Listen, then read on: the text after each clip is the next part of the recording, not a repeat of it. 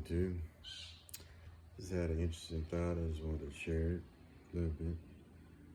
And we have a lot of relationship people on the internet, myself included. And a lot of times, the people on the internet, or I won't say everybody, people like myself, we speak out of experience and out of things that we observe. So we're trying to help people to gain a good understanding or a different, at least, viewpoint of understanding relationships and people. But one of the issues I see on the internet itself or social media is you have a lot of people who sound smart that aren't really that smart on relationships, or they're reacting out of hurt more than they are out of wisdom, as opposed to let's just say, the hurt of a particular experience is not the same as walking away with the knowledge or wisdom coming out of a particular experience. So you have a lot of people who sound smart on the internet based on their hurt and experience, but they're not actually giving you what you need to know to be successful in your relationship. So the purpose of this video is just kind of like a heads up to when you listen to somebody on about relationships, does it just sound good? Okay, you got to figure out if it just sounds good, because when you are in hurt, the person, let's just say you're in hurt and you're in anger, the person that speaks about hurt and anger is going to register or kind of resonate with you more than the person who's going to give you the facts and the knowledge about the situation, unless they're really good at basically translating that experience as well as the feelings into that particular video. But don't look for somebody who's agreeing with you. Look for somebody who's trying to explain the situation to you, how you feel, how you react, if possible, how to respond, in certain cases, which is difficult. But a lot of people, for the most part, they can tell you how you felt, how you feel like you want to do. But if they can't answer with what you should do in that particular situation to help you understand it, then more than likely they're not a very good person to be listening to for a particular video or situation, especially if you're trying to find a relationship. Because relationships are basically one of the hardest things to find, depending on what you're looking for, but they're not really hard to distinguish, I guess you could say. So if you're, let's just say, compared to finding a job, if you have a degree in the medical field, it's easy for you to look for a job to use that medical experience. Whereas if you look at let's just say you look for a particular job, if it has only technical stuff, then you just listen. I mean, if it only has technical stuff that's medical related, you know for a fact that that's not the place you need to be. All right. But if you see a job that has medical stuff, you know that medical stuff that applies to your field, you know that's the job you need to be in. Well, people are the same. The base root of relationship is relate. If you cannot relate with that person, more than likely you shouldn't be with that particular person. There is no such thing as a relationship that doesn't have some type of reciprocity.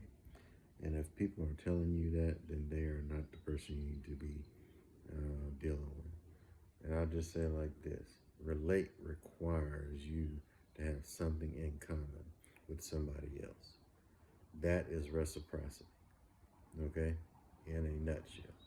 And then you start building on that, where you have your personality. Does your personality conflict, or does it mesh?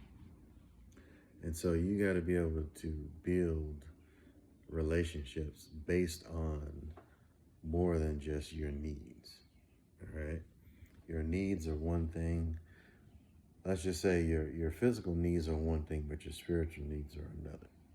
And you need to have both of them. So a guy can actually provide money, all right, but that don't necessarily mean he's a good person for you. Um, let's just say emotionally.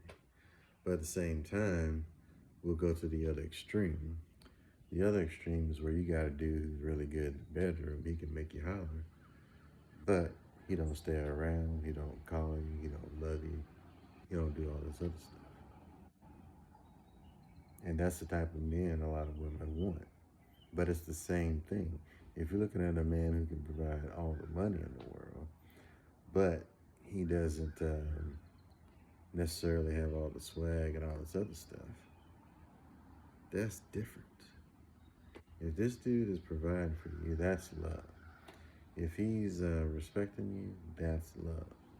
If he's just not the best at vocalizing and saying, speaking game and stuff like that, that's something totally different. That's another man's gift, all right? But if he's showing you love in every other area, that don't make him a bad man. What makes a bad man is, let's just say he provides all this stuff, but he is abusing you physically. He's emotionally abusing you, saying stuff like, you don't like you, be here, because he's saying stuff that's out of trying to hurt you or to belittle you. But a man that's saying stuff like, hey, I'm here, I love you, why aren't you happy with me?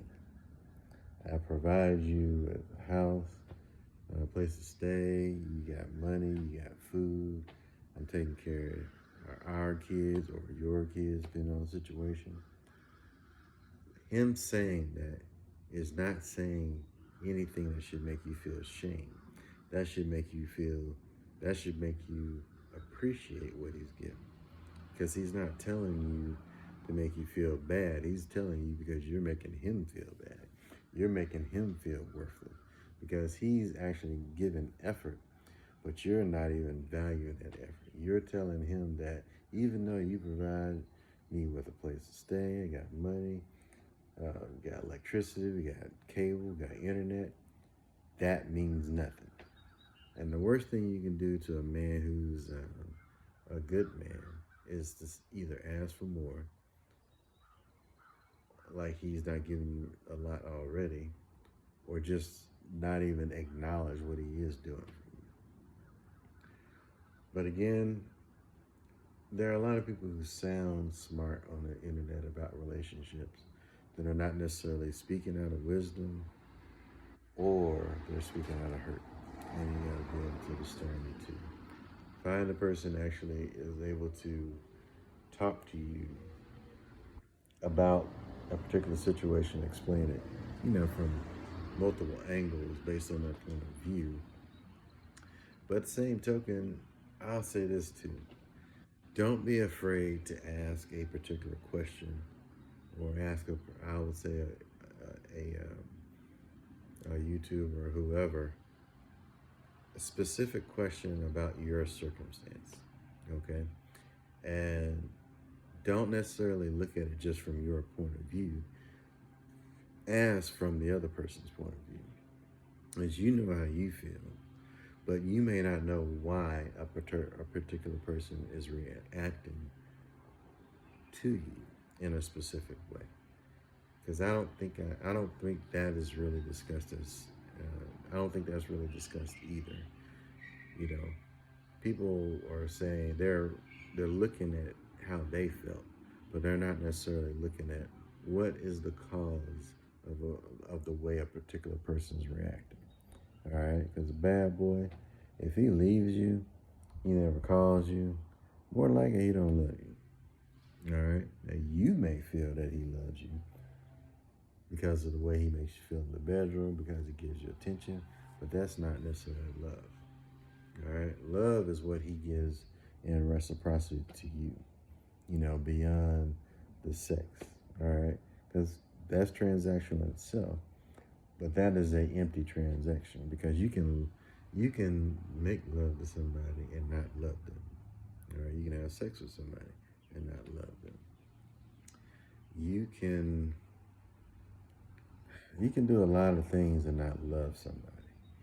But it's hard to give of yourself and not love somebody, you know.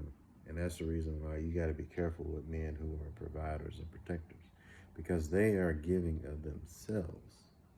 All right, that's not just a something that just happens. I mean, money and effort don't just grow on trees and come out of thin air. There's got to be some type of love or responsibility behind it. And you got to be careful when you talk to men who are good men, because if you disrespect their effort, you're disrespecting them. You're actually not valuing what they are providing to you. And the worst thing that can happen is them just take it away from you and you not be able to benefit from it no more. Because believe it or not, there are people who love you for your body, but they're not necessarily people who love you for who you are. And you got people who love you for who you are that want your body, but you don't necessarily want to give it to them back. And sometimes you just got to be like, hey, I don't like it like that, and leave that person alone so they can find somebody else. But that's just something I wanted to share with you. Hopefully it helps. But we got to get the relationships back to a more positive aspect, and basically make sure we know the difference between the men and women who are just using people for relationships, money, or sex, and then the difference, and then the different people who are actually wanting to have some type of relationship with sex and money and all those other things that are required when you're supporting each other. But I hope this helps, and I hope you guys have a good one.